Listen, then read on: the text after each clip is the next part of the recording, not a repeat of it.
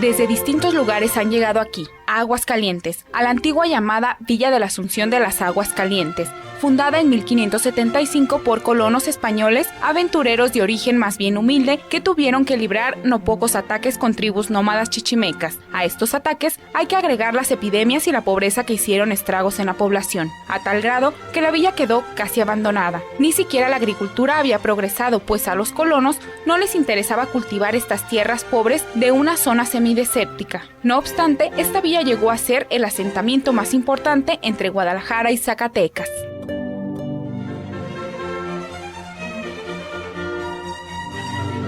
Si tomamos en cuenta el origen de los primeros pobladores de la villa, es explicable el analfabetismo, por mucho tiempo, reinante en ella, y la forma lenta de su desarrollo cultural. Hacemos referencia al origen humilde y a las características de pobreza de estos lugares, porque es en esta parte de nuestro país, en donde tuvo también su origen, pobre y humilde, el padre de este instituto o congregación religiosa.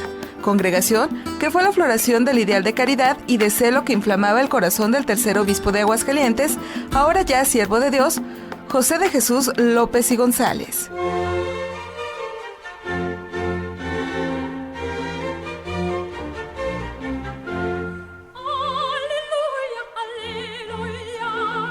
Nació en el Cotón, Aguascalientes, el 16 de octubre de 1872. Su vida se desarrolló en el marco histórico de fines del siglo XIX y primera mitad del siglo XX, en un clima caracterizado en México por la violenta aplicación de las leyes de reforma y la persecución religiosa.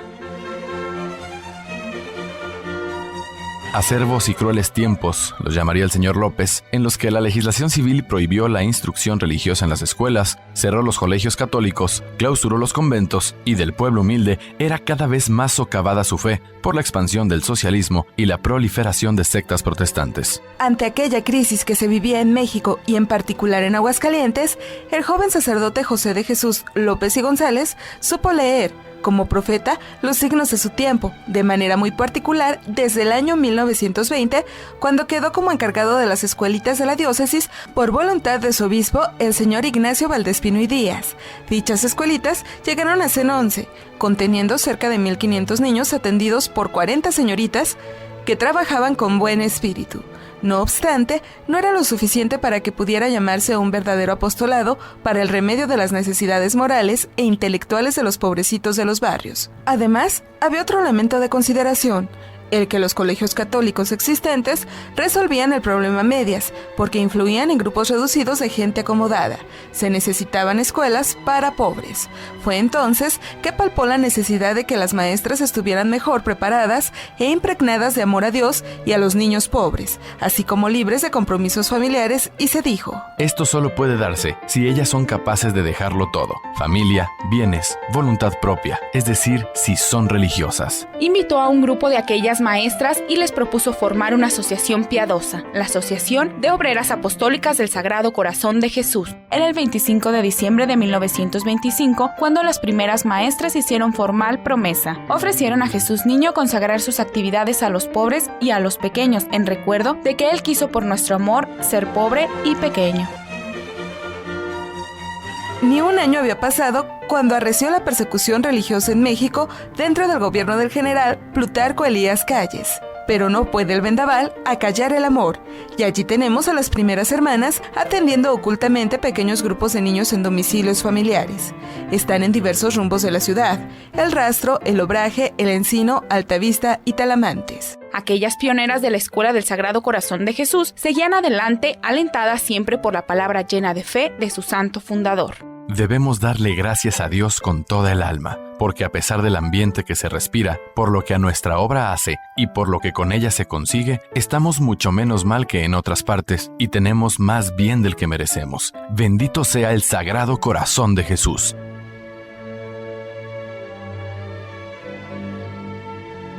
Fundador. Ser fundador es ser un místico profeta a la vez. Ser fundador es un camino muy largo.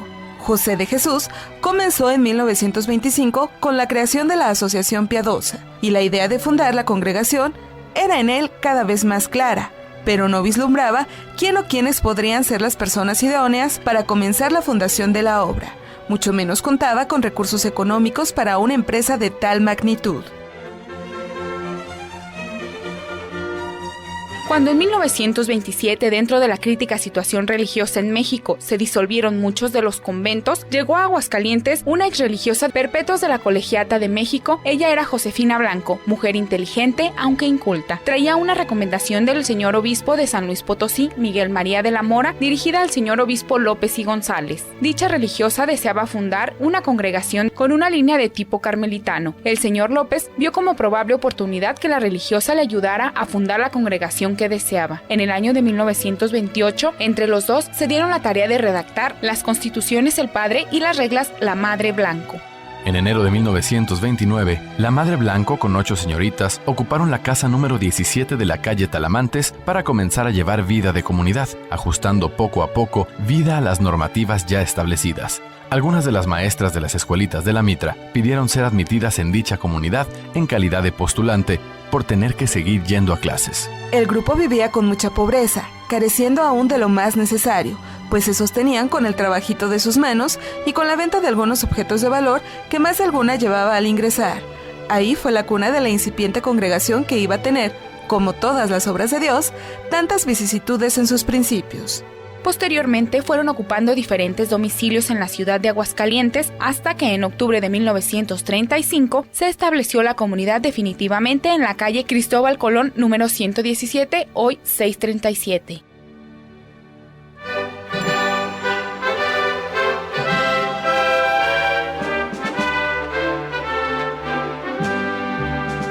Cuando el padre fundador vio que se formalizaba la comunidad, les concedió la gracia de tener al Santísimo en casa, y él mismo lo llevó y lo depositó en la improvisada capillita el 5 de noviembre de 1929, cuando vivían en la calle Condel número 8. Desde entonces, Jesús fue el centro de la vida de la comunidad. El 8 de diciembre de ese mismo año, hicieron aquellas hermanas sus votos privados. El 30 de abril de 1930, el presbítero Natividad Soto celebró ahí mismo la primera misa. Mientras tanto, el fundador, comprobando la vida edificante y abnegada de las hermanas, hacía las gestiones necesarias para conseguir de Roma la aprobación de la Pía Unión como congregación religiosa de derecho diocesano.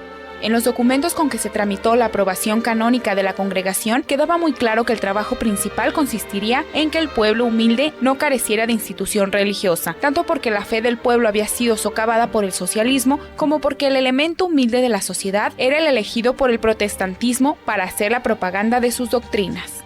Precisaba además el fundador la forma o medios de realizar las obras de celo, centros educativos para niños pobres y muchachas de condición humilde, donde éstas recibieran clases liberales, asimismo, sociedades de obreros en los barrios de las ciudades. El 29 de mayo de 1932 quedó facultado el señor obispo José de Jesús López y González para erigir canónicamente la congregación, y el derecho de la erección diocesana quedó con fecha 8 de septiembre del mismo año. La aprobación tan rápida por parte de la Santa Sede era una prueba inequívoca de que la obra era grata al Sagrado Corazón de Jesús y la bendecía. El 12 de septiembre de 1932, en la calle Rivera número 4, tuvo lugar la ceremonia de la toma de hábito, iniciando con ella el noviciado canónico 9 hermanas: Josefina Blanco, María de Jesús Soriano, Anastasia Laris, Clotilde López, Gabriela Reveles, Martina Soto, Lorenza Acero, Irene Huerta y Hermelinda Espinosa. El 11 de febrero salió Anastasia Laris despedida por la Madre Blanco, y el 18 del mismo mes, la Madre Josefina Blanco se retiraba voluntariamente de la congregación, no sin antes haber recomendado a la comunidad la obediencia y el buen comportamiento. El señor López se mostró sumamente mortificado con lo sucedido, y más aún cuando se fueron siguiendo las deserciones de las novicias, de tal manera que para el 25 de febrero el grupo había quedado reducido a 4 de ellas. Este golpe fue muy duro para el fundador, golpe que seguramente acrisoló su fe y le llevó a pasar toda una noche sin dormir dando vueltas en el pequeño patio de su casa, según contó después el señor canónigo Natividad Soto, testigo ocular. Durante el segundo semestre de aquel noviciado hubo varios ingresos de aspirantes. Desde luego volvió a entrar Anastasia Laris y como nuevas María del Refugio Ramírez, Crescencia Enríquez Altagracia Martín del Campo y Magdalena Díaz, de las cuales perseveraron las 3 primeras.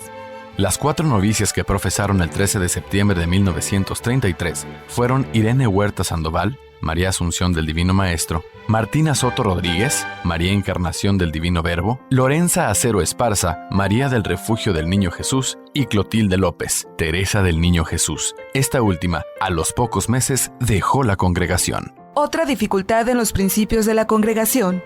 La opresión religiosa del gobierno federal para sacerdotes y religiosos, posterior a la persecución. El padre fundador tuvo que salir a México durante casi 2 años y las hermanas tuvieron que dispersarse y vivir en casas particulares sin dejar de atender las clandestinas escuelitas alentadas por las palabras del padre. Dios está con nosotros, adelante, y venceremos con las armas de la oración, de la piedad y del sacrificio.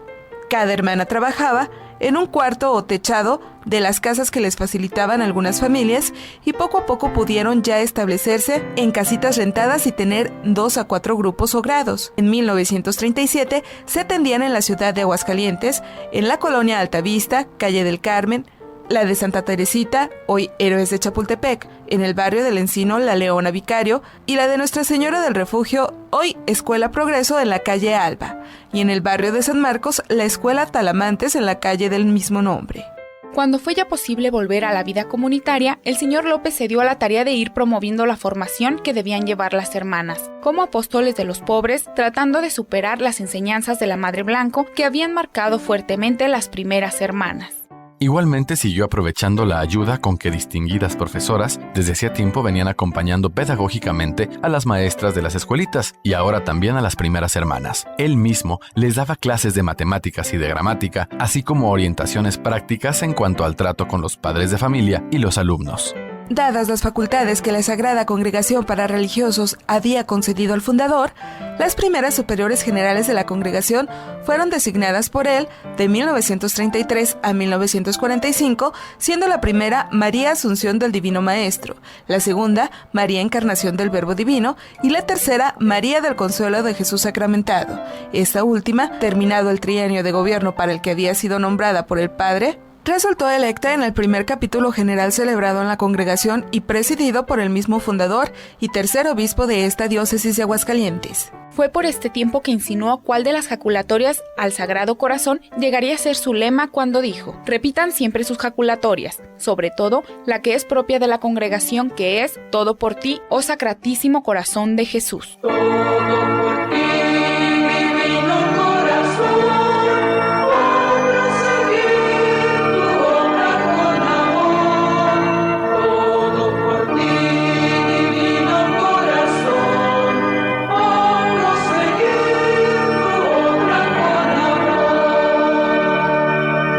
Fue en el año de 1938 que se hicieron 2 fundaciones fuera de la ciudad de Aguascalientes en el mes de septiembre, en Teocaltiche, Jalisco, el 14 de septiembre y en Miguel Hidalgo, el 23 del mismo mes. Pero no había que atender solo lo que ya iba funcionando con muy buenos resultados, sino que se debería mirar el futuro para asegurar el crecimiento de la obra y la calidad de sus servicios. Y ante esta perspectiva, nuestro padre y la entonces superiora general mandaron a Guadalajara a un grupo de 7 hermanas con el fin de que estudiaran allá en el Instituto América la normal primaria.